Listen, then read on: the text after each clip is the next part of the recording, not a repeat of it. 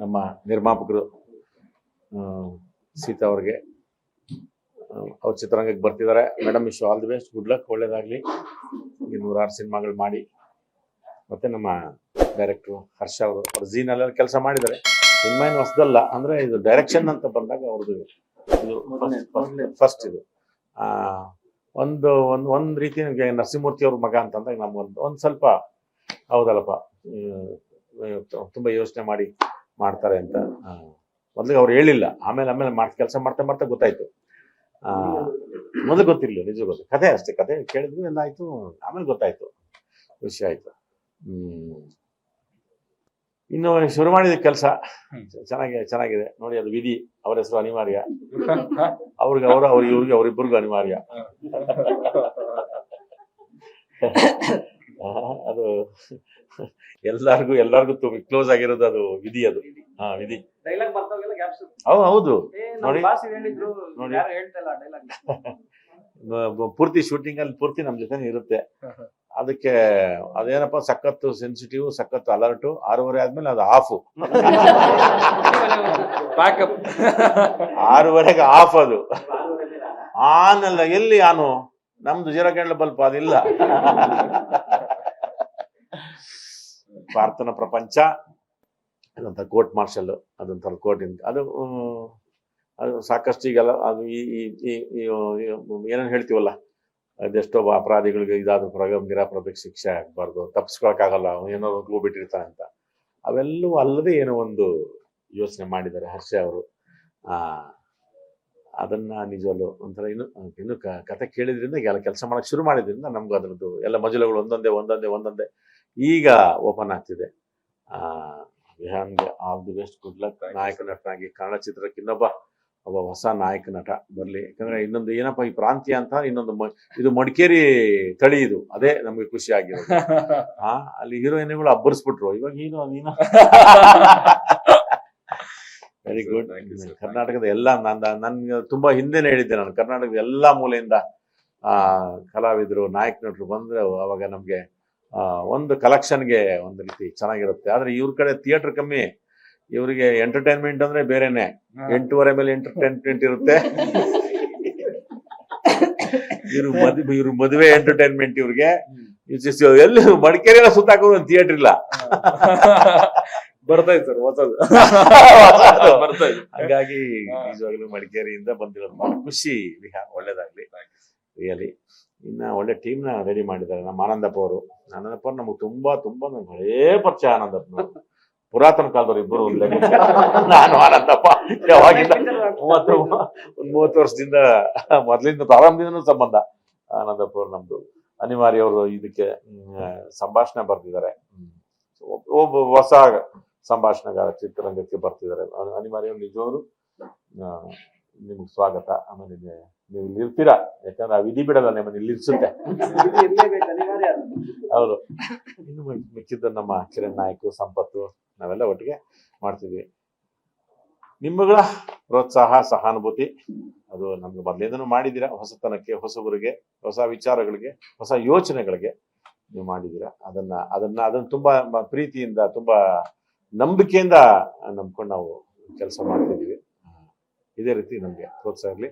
ಮತ್ತೆ ನಮ್ಮ ಪ್ರಾರ್ಥನಾ ಪ್ರಪಂಚ ತಂಡಕ್ಕೆ ವಿಶ್ವ ಆಲ್ ದಿ ಬೆಸ್ಟ್ ಅಮ್ಮ, ನಿನ್ಗೂ ಅಷ್ಟೇ. ಒಳ್ಳೇದಾಗ್ಲಿ. ತುಂಬಾ ಒಳ್ಳೆ ಕ್ಯಾರೆಕ್ಟರ್ ಈ ಹುಡುಗಿದು. ಹೌದಾ, ಹುಡುಗಿ ಹೇಳ್ದ ಅದೇ ನಂಗೆ ಆ ಪದಗಳು ಅರ್ಥ ಆಗಿಲ್ಲ. ಡೆನ್ಸಿ ಅಂತ ಹೇಳಿದ್ರಲ್ಲ, ಅದೇನು ನಂಗೆ ಅರ್ಥ ಆಗ್ಲಿಲ್ಲ. ಬಟ್ ನಿಜವಾಗ್ಲೂ ಒಂದು ಬೇರೆ ತರದ್ದು, ಈ ವರ್ತಮಾನಕ್ಕೆ ಹತ್ರವಾದಂತ ಪಾತ್ರ. ಹೌದು, ರಿಯಲಿ ತುಂಬಾ ಚೆನ್ನಾಗಿದೆ. ಅವ್ರು ಸಾಕು ಅಂತ ಯಾವ್ದು ಕೂಗುದು ಎಸ್. ಥ್ಯಾಂಕ್ ಯು ನೀವೆಲ್ಲ ಬಂದಿದ್ದಕ್ಕೆ, ನಿಮ್ಮ ಪ್ರೋತ್ಸಾಹಕ್ಕೆ ಹೀಗೆ ಸದಾ ಇಲ್ಲಿ. Yes, thank you. ಇನ್ನೇನೋ ಪ್ರಶ್ನೆಗಳು ಕೆಳಗಿದ್ರು ನೀವು ನಮ್ಮ ಸಂಪತ್ತು ಇದ್ರೆ ಸಂಪತ್ತು ಮಾತಾಡ್ತಾರೆ. ಯಾಕಪ್ಪ ನೀ ನಂಗೆ ಹಂಗ ಅಣ್ಣ? ಹೌದು, ಜಡ್ಜ್ ಮಾಡಿಲ್ಲ, ಇನ್ನು ಮಾಡಿಲ್ಲ. ಇಲ್ಲ, ಲಾಯರ್ ಮಾಡಿದ್ದೀನಿ, 2-3 ಮಾಡಿದ್ದೀನಿ. ಅದಕ್ಕೆ ನಾನು ಹೇಳ್ದಲ್ಲ, ಮೊದಲು ನಾನು ಫಸ್ಟ್ ಇದೇನು ಬೇವರ್ ಸಿಕ್ ಪಾತ್ರ ಅಂತ ಅನಿಸ್ತು.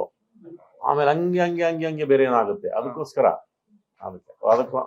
ಅದಕ್ಕೆ ಬೇರೆ ಏನೋ ಒಂದು ಕತ್ಲೆ ಬೆಳಕ್ ಇಂದು ಏನೋ ಅಲ್ಲದೆ ಏನೋ ಹೇಳ್ದೆ ಬೇರೆ ಏನೋ ಇದೆಯಲ್ಲ, ಅದಕ್ಕೆ ನನಗೆ ಇಂಟ್ರೆಸ್ಟಿಂಗ್ ಅಂತ ಅನಿಸ್ತು. ಅದಕ್ಕೋಸ್ಕರನೇ ಎಸ್ ಇದನ್ನ ಮಾಡೋಣ, ಚೆನ್ನಾಗಿ ಯೋಚನೆ. ಅದೇ ನೀವು ಪ್ರಾರಂಭಕ್ಕೆ ಹೇಳಿದ್ನಲ್ಲ, ಅಪರಾಧಿಗಳು 110 ಪರವಾಗಿಲ್ಲ, ಒಬ್ಬ ನಿರಪರಾಧ ಶಿಕ್ಷೆ ಆಗ್ಬಾರ್ದಾಗ್ಬೋದು, ಆಮೇಲೆ ಏನೋ ಒಂದು ಕ್ಲೂ ಬಿಟ್ಟೋಗಿರ್ತಾನೆ, ಅವೆಲ್ಲನೂ ಮೀರಿ ಏನೋ ಒಂದು ಮಾಡಿದ್ದಾರೆ. ಕೆಲಸ ಮಾಡ್ತಿದೀವಿ ಅದರಿಂದ. ನಾನು ಅದ್ರದ್ದು ಬಿಟ್ಕೊಟ್ಬಿಟ್ರೆ ಇವರು ಸಾರ್ ಹೆಂಗೆ ಸಾರ್ ಅಂತಾರೆ, ಅದೇನು ಹೇಳಕ್ಕಾಗಲ್ಲ. ಅದು ಆ ಥರದ್ದು ಒಂದು ಬೇರೆ ಥರ ಇದೆ. ಅದಕ್ಕೋಸ್ಕರ ನಾನು ಒಪ್ಕೊಂಡಿದ್ದು. ಈಗ ಅದು ಬರುತ್ತೆ, ಇದು ಬರುತ್ತೆ, ಅದು ಚೆನ್ನಾಗಿರೋದು ಬರುತ್ತೆ ಅಂದ್ರೆ ಯಾಕೆ ಬಿಡ್ಲಿ ಅಲ್ವಾ? ಬೇರೆ ಥರದಲ್ಲಿದೆ, ಎಲ್ಲರಿಗೂ ಲಿಂಕ್ ಇದೆ ಇಲ್ಲಿ. ಅದೂ ಇಲ್ವೇಲ್ಲ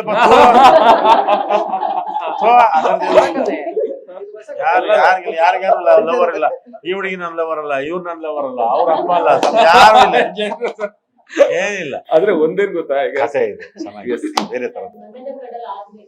ಹಾ,